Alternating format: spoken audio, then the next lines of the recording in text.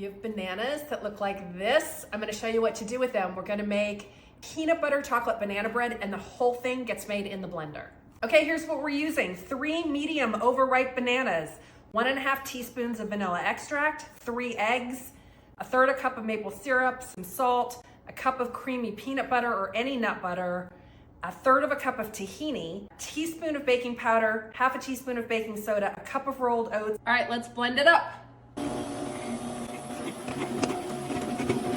Our mixture is all the way smooth. I'm gonna add a cup of dark chocolate chunks. This is just a mix of like a bunch of different kinds, chunks and minis and all kinds of things.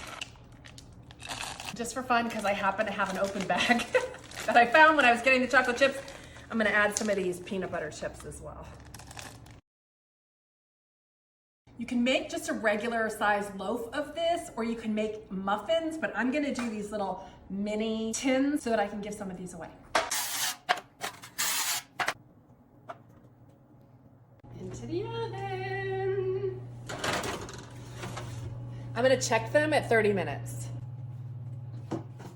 I don't even like bananas, but I think I'm gonna like this banana bread.